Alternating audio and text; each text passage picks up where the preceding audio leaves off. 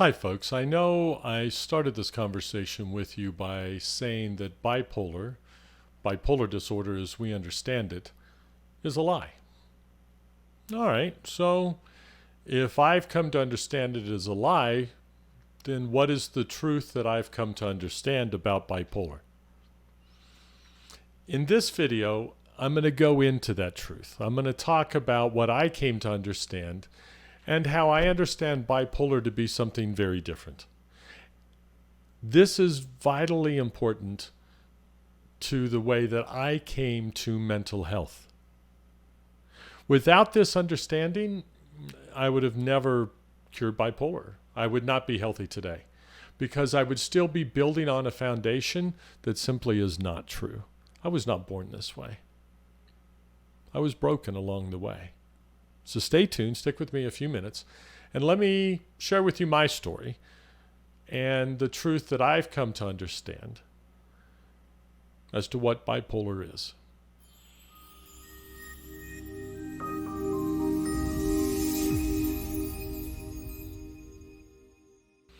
So if bipolar is not something I'm born with, then what is it? Most adults with bipolar disorder can look back and see how around the age of 15 to about 20, maybe 22 years of age, the symptoms of bipolar, their cycles of bipolar began.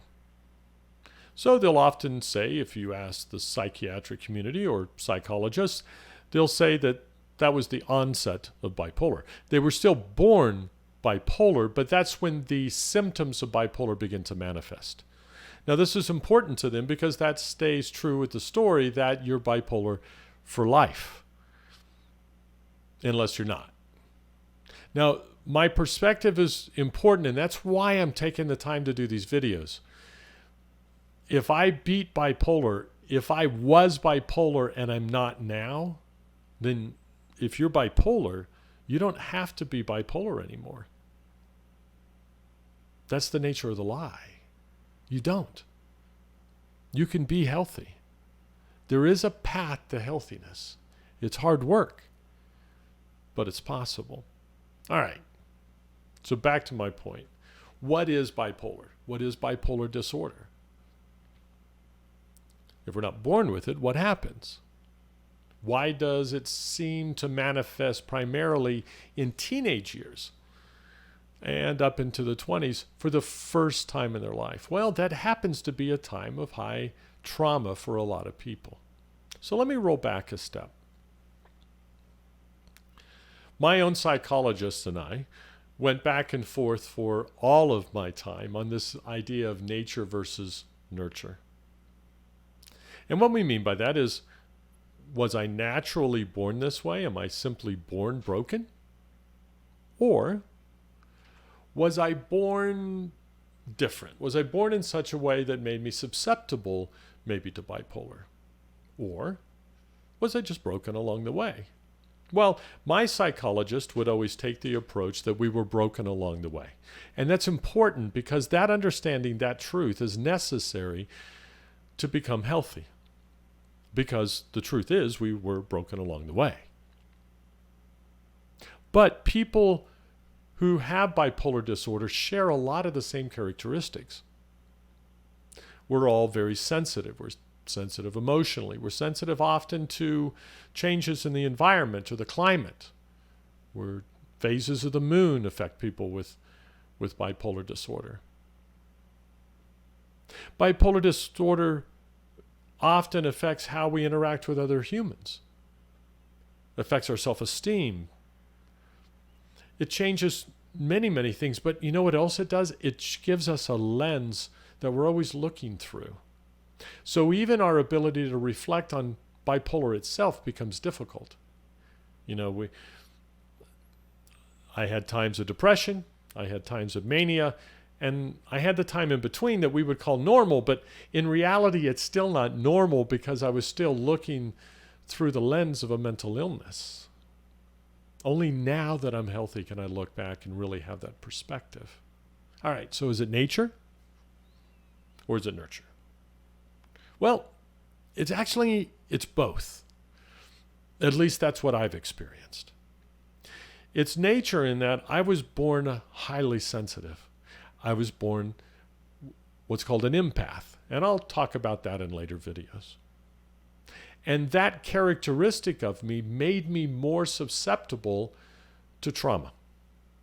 In fact, it means that the things that I experience as trauma, other people may not experience as trauma at all.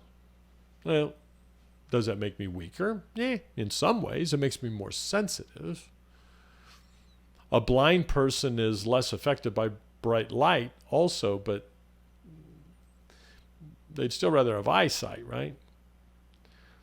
So I'm much more sensitive to these things, and I'm much more sensitive to trauma, and I wouldn't take that away.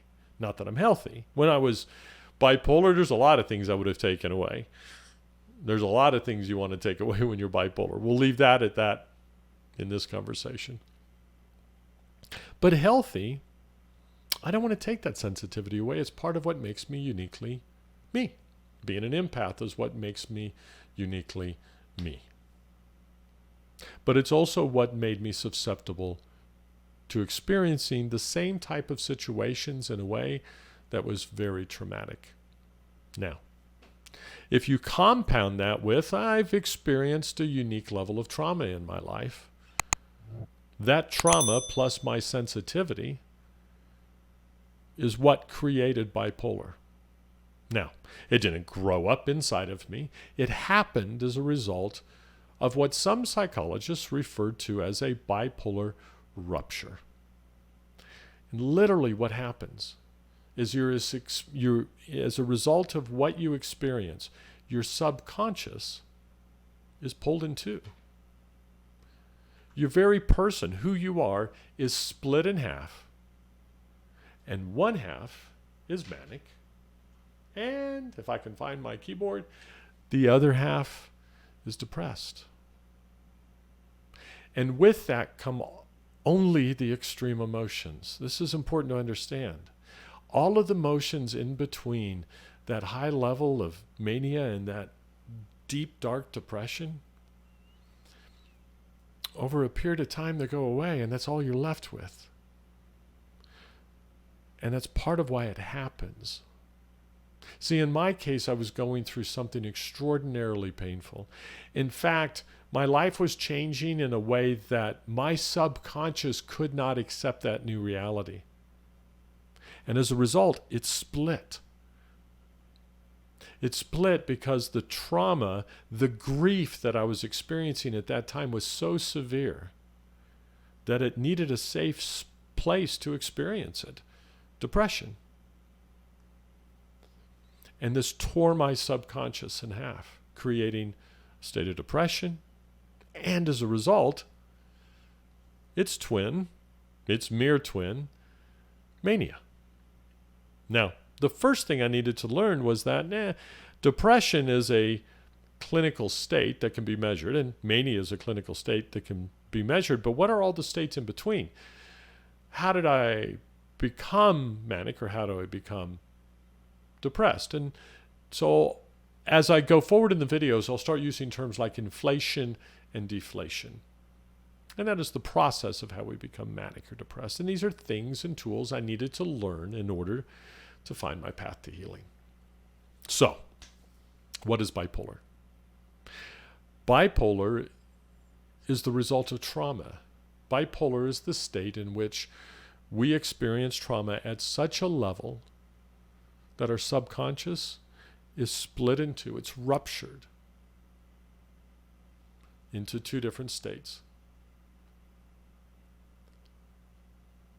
We stay in that state and we go through these cycles, and then bipolar itself becomes the trauma that keeps driving us farther and farther apart. In fact, that's why we see these, they'll say, early onsets of bipolar in these teenage years and into the 20s, and sometimes it'll even disappear into the middle years and then reappear later on. And what happens is both bipolar life itself provides that additional trauma to keep driving that separation.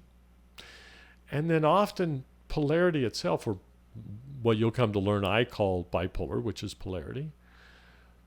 Polarity itself creates the ongoing trauma.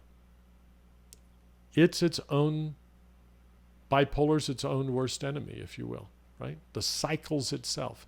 In my case, with about half of the cycles of bipolar, which I had a little over 60, about half of those, or 30 of them, when I went from mania into depression, I would experience a cluster headache. And again, cluster headaches, whole different video, whole different conversation. I beat those too. And I'll talk about migraines and cluster headaches and their association with mental illness and trauma, and their association with highly sensitive people and empaths.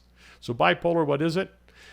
It is a rupture of the subconscious mind created by trauma, almost always experienced by people that are highly sensitive and or empaths. So in future videos, I'll go into, all right, great, that's what bipolar is, or what you now know I call polarity. Now that we know what it is, I'll go into how I cured it, the steps I took, the help I had. And understand, I had a lot of help and a lot of beautiful, patient people around me through the process. But how I beat bipolar, and how I'm walking, talking proof that there's a cure. Thanks, folks. Thanks for joining. Thanks for letting me share my story. It's my hope, and it's our hope at 0 Point Creation, that by sharing my story, I can give hope to others and show them that there's a path to a cure for mental illness, that we're not born broken, that we get this way along the way. Now, so we can get this message to as many people as possible, and I can share my story. With Dr. Eva's help, she can share not only her story, but help me share mine. For us to get it to as many people as possible, it's really important for you to like, subscribe, and comment. And it's really simple. Why? Because the more times you like, the more people that subscribe, the more times YouTube will show this video. And the more people that see it, the more people we can help. So please, like and subscribe, and provide your comments. If you disagree, feel free to. I'll be happy to have the conversation with you. And if you have bipolar, God bless you. I know it hurts. We have hope. Come join us at 0 Point Creation. Come join us in the community, in the ZPC community, where we bring healing and the tools, the things I've learned are taught, are brought to the community, and magical things brought by other coaches, people like Dr. Eva and other coaches that are joining us, to create that healthy community, that healing community for leaders, and for individuals, for all of us, so that we can create cultures of innovation. Talk with you soon. Thank you.